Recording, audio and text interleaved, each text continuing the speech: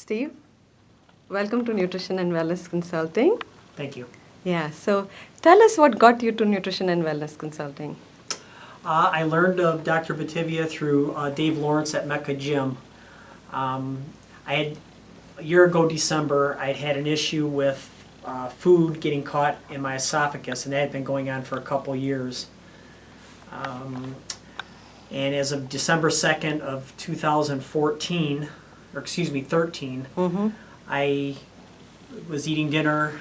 We had company over, had dinner, and got something lodged in the esophagus and couldn't get it to go down or come up.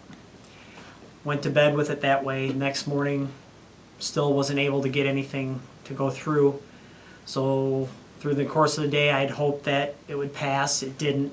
Went into emergency. They decided they were going to have to go in and extract the food.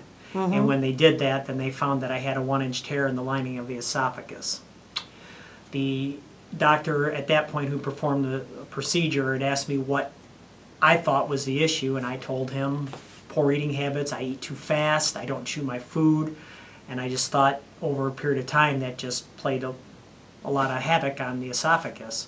He informed me that no, it was food allergy based, sent me to an allergist, had the test done there, and then I learned of Dr. Bativia through Mecca Gym and decided that this was a route that I needed to go. I needed to see a nutritionist and start eating healthier and figure out what I could and could not eat.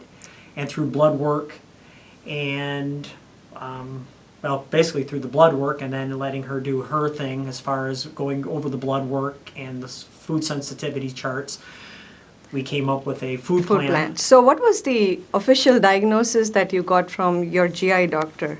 I see that it said eosinophilic esophagitis of the mucosa.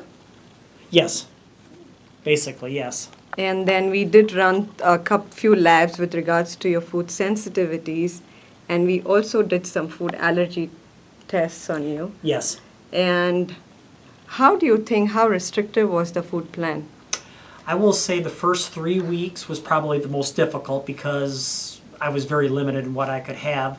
It was also during a time of the period where a lot of people were having barbecues and things like that. So I found myself having to take my own food to get-togethers and things of that nature. I was very diligent about not having alcohol at that time. So that obviously when you're in a setting with people drinking beer and having wine and things of that nature, and you're not allowed to have that or a burger or things, it's difficult. I won't lie to you. But after the first 3 or 4 weeks when we started gradually increasing foods, things got much better. I learned to cook a little bit better for myself. And obviously I got help through the Dr. Bativia as far as what I could and couldn't have, and she told me how to enhance flavors and things of that nature. So it gradually got better. The longer I kept with it, the better it got. Okay. And tell our viewers as to, with regards to your weight, how did you do with your weight? I dropped weight-wise, I bet you I dropped probably, I'd say 8 to 10 pounds probably within the first month. And that's not with having my chart in front of me, but that's just a guesstimate. One thing that I did notice right off the get-go was within the first week I started sleeping better, sleeping through the night, not waking up as much. That was probably the biggest change that I noticed from the start. Probably within the first 2 or 3 weeks, and I noticed my energy level started to increase, wasn't fatiguing as much at work, and what I do for a living can be a little bit fatiguing at times.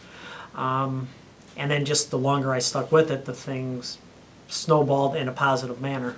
So you lost almost 20 pounds, and this time when you came in you gained, but then you also lost some fat but gained some muscle mass. So you've been training good. Yeah, I'm training twice a week at the Mecca Gym, and then I also play basketball once a week for an hour and a half, 2 hours. Just pick up ball, just a bunch of guys my age, 50 plus, just getting a little exercise. So, then my job is active too. I'm lifting and manipulating a lot at work, so my job can be fatiguing at times. So I've always been manual labor. Steve, you don't look like 50 in your 50s. So, yeah, and then tell me about the obstacles and the hurdles you faced when you got through this plan in terms of looking at or eating foods that you are not supposed to because of your One activities? thing I noticed is when I did venture off the path of and stuff that I knew, stuff I enjoy, but I knew I wasn't supposed to have, but I decided I was going to have it anyway.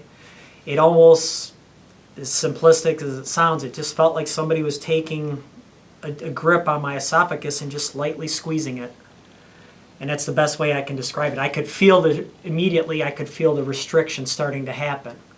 So then I knew that was something that I just can't tolerate and I can't have. So, can you give us an example of what foods were those? I will say the first time I had pizza that had tomato sauce and the gluten in the dough and cheese and things of that nature. I woke up that evening and with severe stomach cramps, so I knew that right off. I knew I couldn't have that anymore. So what I've done in the meantime is if I want a pizza, I'll get gluten-free pizza with olive oil and vegetables and chicken on it.